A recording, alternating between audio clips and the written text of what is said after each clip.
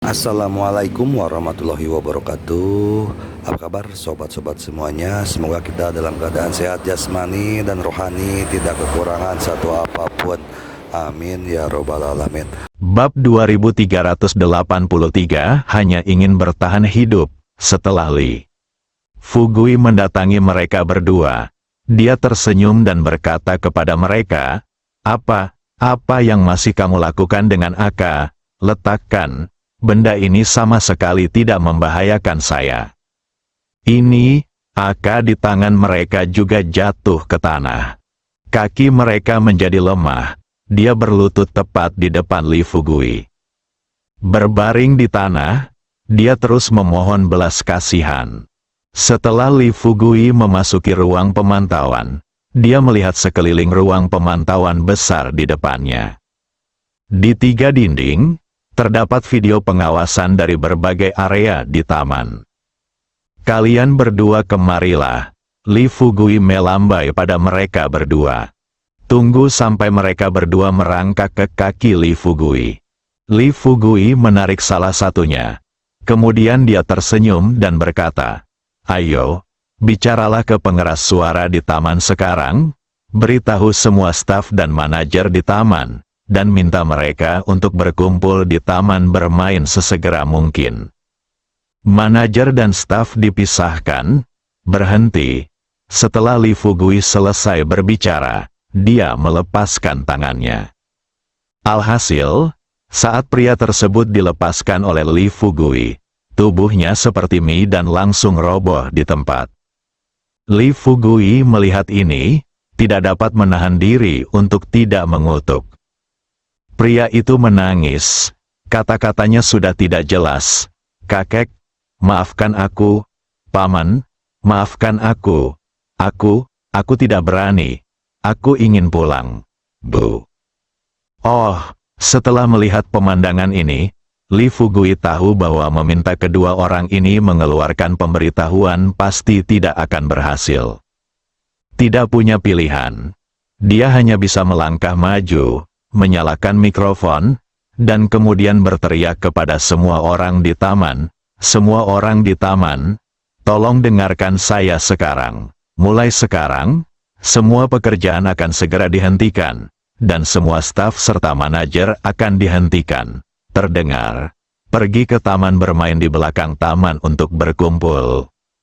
Setelah tiba di taman bermain, staf dan staf manajemen akan berdiri terpisah. Sekarang Anda punya waktu 3 menit untuk meninggalkan tempat kerja dan ruang tamu. Jika tidak, ketika saya menemukannya seseorang bersembunyi di dalam gedung, aku akan membunuhmu. Maaf. Kata Li Fugui keras. Kemudian dia memberi perintah kepada Kui Piao dan Chang Qiong melalui mikrofon. Kui Piao dan Chang Qiong, kamu mulai menggeledah gedung. Siapapun yang bersembunyi di dalam gedung, apakah mereka staf atau manajer, akan dibunuh. Saudari Ming, kamu akan bye-bye. Tuan ketiga, bawa dia ke ruang pemantauan di lantai atas gedung kantor. Saya menunggumu di sini sekarang. Saat ini, semua manajer periferal telah terbunuh. Staf manajemen yang tersisa di gedung itu ngeri melihat mayat-mayat berserakan di luar taman. Dan para anggota staf ini, yang telah lama ditindas oleh para manajer, kini siap mengambil tindakan. Setelah Li Fugui mengeluarkan perintah, memikirkan kemungkinan bahwa staf akan lepas kendali dan mencoba melarikan diri, tempat itu pasti akan berada dalam kekacauan total saat itu. Pikirkan ini, dia melanjutkan ke mikrofon, semua staf di taman, tolong dengarkan saya. Jika Anda tidak mematuhi perintah dan bersiap untuk melarikan diri sekarang atau memiliki konflik dengan siapapun, Anda akan menanggung semua konsekuensinya. Jika kamu bisa patuh dan mengikuti perintahku untuk berkumpul di taman bermain, aku masih bisa menyelamatkan nyawamu dan mengirimmu pulang dengan selamat. Li Fugui memberi perintah. Setelah menerima perintah tersebut, Saudari Ming telah membawa Tuan Bai ke ruang pemantauan. Tuan Bai sudah ketakutan. Baru saja, Sister Ming menggendongnya dengan satu tangan. Hal ini secara langsung membuat Tuan Bai mulai meragukan keaslian dunia ini. Saat dia terlempar ke kaki Li Fugui, Tuan Bai sepertinya telah kehilangan jiwanya, matanya kusam dan tidak bergerak. Li Fugui tersenyum tipis dan bertanya pada Tuan Bai, "Tuan Bai, ada apa denganmu? Katakan sesuatu." Setelah mendengar tangisan Li Fugui, Tuan Bai kembali sadar. Dia mendongak, dia menatap Li Fugui dengan tatapan kosong dan bertanya, "Kamu, apa yang baru saja kamu katakan?" Li Fugui berjongkok di depan Tuan Bai. Dia tersenyum padanya dan berkata, "Tuan Bai, lihat apa yang Anda katakan. Bukankah Anda mengatakan bahwa Anda memiliki status tertentu di sini? Sekarang saya ingin Anda membawa saya mencari bos Anda. Apakah Anda tidak senang?" Wajah Tuan Bai pucat. Kegelisahan tertulis di seluruh wajahnya. Dia bertanya dengan hati-hati, "Mencari bos kami? Mengapa Anda mencari bos kami?" Li Fugui menjawab sambil tersenyum, "Menurut Anda, apa yang Anda cari untuk bos Anda?" "Tentu saja kami sedang mendiskusikan cara melegalkan ini tempat. Tuan Bai, saya bahkan tidak tahu dari mana orang-orang ini berasal atau untuk apa mereka datang ke sini." Baru saja dimulai, dia juga berpikir bahwa kelompok orang ini harus direkrut oleh keluarga Bao atau keluarga Peng. Tapi sekarang tampaknya, ini sama sekali bukan preman yang disewa oleh keluarga Bao atau keluarga Peng. Karena kita telah bersama selama bertahun-tahun. Dia tidak tahu apa-apa lagi, namun dia masih memiliki pemahaman tertentu tentang gaya kerja keluarga Bao dan keluarga Peng. Keduanya sangat tidak mungkin melakukan hal yang secara langsung menghancurkan keluarga Bai. Ketakutan dalam hati, Tuan Bai mencoba yang terbaik untuk menenangkan diri. Dia tahu, tidak ada yang lebih penting saat ini selain menjaganya tetap hidup. Pikirkan ini, Tuan Bai segera berdiri dan berkata dengan sedih kepada Li Fugui, "Tuan, apakah Anda tidak ingin bertemu bos kami? Saya akan mengantar Anda ke sana sekarang. Saya harap Anda tidak membunuh saya. Selama Anda tidak membunuh saya, tidak membunuhku, bagaimana menurutmu? Apa yang bisa aku bantu?" Li Fugui menunjukkan senyum bahagia di wajahnya. Dia dengan lembut menepuk bahu Tuan Bai dan tersenyum padanya. "Jika kamu memiliki kesadaran ini, kamu mungkin bisa hidup lebih lama. Ayo pergi, jangan kaget." Memimpin jalan, Li Fugui berbalik dan memusatkan pandangannya pada dua pemuda yang tergeletak di tanah.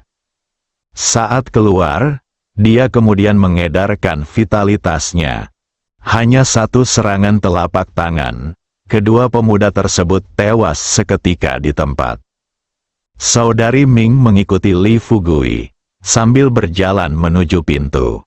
Saudari Ming bertanya kepada Li Fugui, "Fugui, apa rencanamu selanjutnya?" Li Fugui tidak menyembunyikannya. Di matanya, Tuan Bai tidak berbeda dengan orang mati. Dia tersenyum dan berkata, "Sederhana saja. Setelah Anda sampai di sana, cari dulu bosnya di sini dan tanyakan kepada mereka berapa banyak uang yang telah mereka hasilkan selama bertahun-tahun. Lalu kami akan meminta uangnya. Kalau begitu, kita akan membunuh semua staf manajemen di sini, dan membiarkan Kiang Kiong mengawasi staf yang tersisa.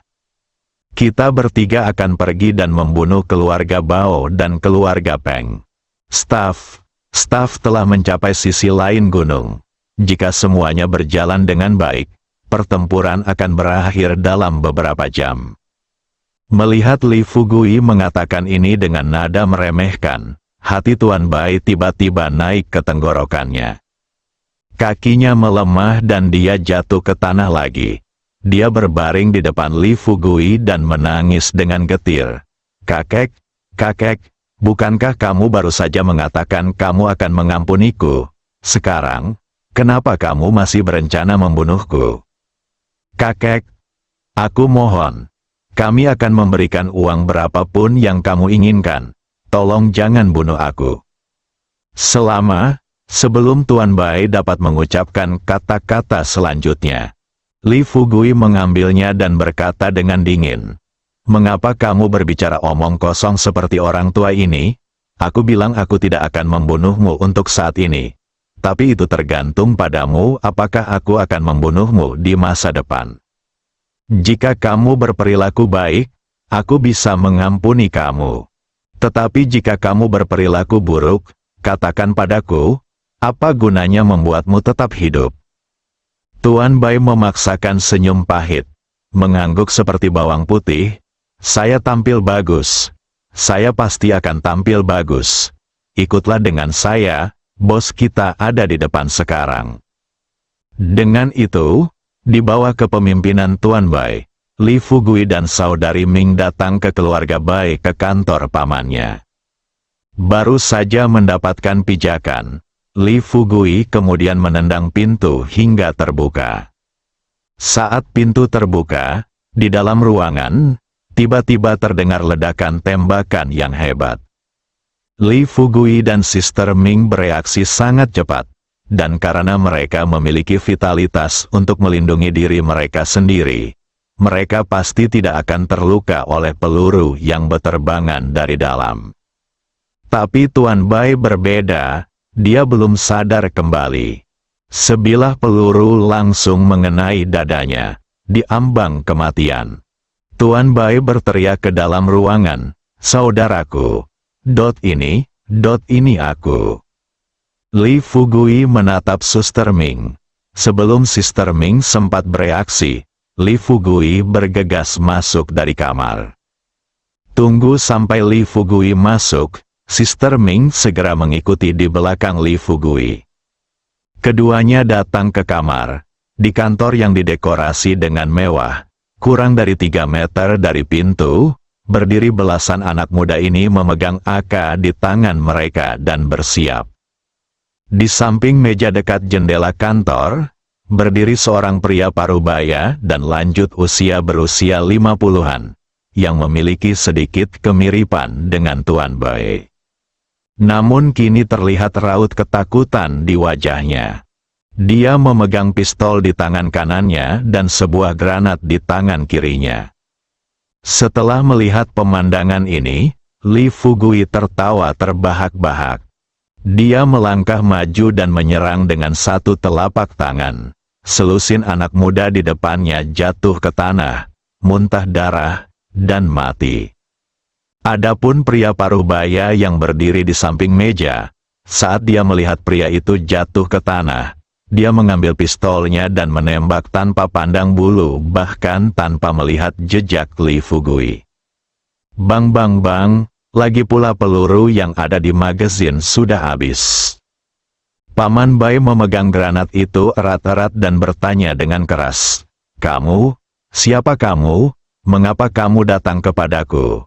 Sudah kubilang, jika kamu tidak keluar sekarang, aku akan meledakkan granatnya dan kami akan melakukannya mati bersama." Jatuh, Li Fugui secara bertahap memulihkan energinya. Setelah muncul di depan Paman Bai, dia tersenyum dan berkata kepadanya, "Bukankah kamu bilang kamu berencana membunyikan granat dan mati bersamaku? Ayo, aku akan mati bersamamu hari ini. Kamu pengen banget tarik granatnya? Kalau granatnya meledak, haha. Aku takut kalau kamu mati saat itu, aku tidak akan bisa mati." Sampai saat ini, baru pada saat itulah Paman Bai melihat penampilan asli Li Fugui dengan jelas. Mulutnya setengah terbuka. Dia tidak pernah menyangka bahwa orang yang menyebabkan kerusakan parah di kampusnya kali ini adalah seorang anak muda yang terlihat berusia awal 20-an. Tapi sekarang, Paman Bai bahkan tidak memikirkan berapa umur pria di depannya. Karena dia tahu, jika dia berani bertindak sembarangan hari ini, mengingat kekuatan pria di depannya, dia pasti akan mati di sini. Sepertinya dia menghabiskan sebagian besar hidupnya untuk membangun taman yang begitu luas di sini. Dia akan menghabiskan masa tuanya dengan damai, menjalani hidup tanpa kekhawatiran tentang makanan dan pakaian, dan bahkan mungkin bisa membangun bisnis yang lebih besar di rumahnya, seumur hidup. Jika kamu mati sekarang, bukankah itu terlalu hemat biaya? Tepat ketika Paman Bai sedang memikirkan hal ini, Li Fugui sudah melompat maju. Memanfaatkan situasi tersebut, dia mencubit pergelangan tangan Paman Bai, lalu mencibir padanya dan berkata, "Paman Bai, apakah kamu berencana melepaskan granat ini?" Sebelum dia bisa berbicara, Li Fugui telah menjepit granat di tangannya. Setelah melihat situasi ini, Paman Bai sangat marah hingga dia bahkan tidak berani bernapas. Meskipun dia berencana untuk mati bersama Li Fugui dan yang lainnya. Tapi sekarang, meski kematian sudah di depan mata, dia tetap menyerah. Setelah menjilat bibirnya yang kering, Paman Bai dengan cepat gemetar dan berkata, "Adik, benda ini bukan lelucon. Cepat, buang." Mendengar ini, Li Fugui dengan santai melemparkan granat itu keluar pintu. Pada saat yang sama ketika granat diluncurkan, Li Fugui langsung menembakkannya. Setelah melihat benda kecil ini dilempar keluar dari pintu, Paman Bai buru-buru berteriak, "Turun, cepat turun." Tapi Li Fugui berdiri tak bergerak di tempat, memegang Paman Bai dengan satu tangan dan tersenyum padanya. "Mengapa kamu panik?" Hal kecil ini, boom, Li Fugui belum selesai berbicara. Tanpa diduga, ada ledakan keras di luar. Setelah mendengar suara itu, Li Fugui mengusap telinganya dan berkata sambil tersenyum kepada Paman Bai dan Saudari Ming, "Saya tidak menyangka benda itu tidak besar. Tapi suaranya cukup keras." Paman Bai berkata tanpa daya, "Saudaraku, ini, siapa kamu? Apa yang ingin kamu lakukan? Bisakah kamu memberitahuku apakah kamu menginginkan uang atau sesuatu?" Li Fugui duduk di atas meja Paman Bai dan berkata terus terang kepadanya, "Sejujurnya, alasan utama mengapa aku datang kepadamu kali ini adalah untuk meminta uang. Kedua, aku ingin meruntuhkan tempatmu." Paman Bai tampak sedih, dengan air mata berlinang mata. "Merobek, adik, apakah kita sudah saling kenal sebelumnya? Katakan padaku, apakah ini salahku?" Li Fugui melambaikan tangannya. Dia tersenyum padanya dan berkata, "Saya tidak mengenal Anda, dan Anda tidak menyinggung perasaan saya." Paman Bai bertanya dengan bingung, "Lalu kenapa? Mengapa kamu melakukan ini?" Dan langsung menulis di bait tulis kata, "Keadilan," di depan Paman. Kemudian dia menunjuk pada dua kata ini dan berkata terus terang, "Dengar, saya hanya karena dua kata ini." Paman Bai menjadi mati rasa. Dia bertanya pada Li Fugui dengan ekspresi tidak percaya, "Adik, katakan padaku, ini bukan lelucon, kan? Apakah kamu di sini sekarang untuk menyinggung kami hanya karena dua kata ini?" Li Fugui merasa geli dengan kata-kata Paman Bai. Tetapi, dia tidak terburu-buru menjelaskan apapun. Sebaliknya, dia tersenyum pada Sister Ming dan berkata, "Sister Ming, periksa dulu apakah semua staf telah tiba di taman bermain di belakang." Sister Ming berdiri di dekat jendela dan melihat ke belakang, lalu mengangguk dan berkata, "Sepertinya bahwa stafnya hampir tiba." Li Fugui kemudian memandang Paman Bai dan berkata terus terang, "Menyinggung perasaanmu, haha, karena menurutmu begitu, aku akan menjatuhkanmu sekarang untuk melihat apakah aku telah menyinggung perasaanmu." Li Fugui mengedarkan energinya, dengan santai membawa Paman Bai dan menuju ke bawah. Bersambung.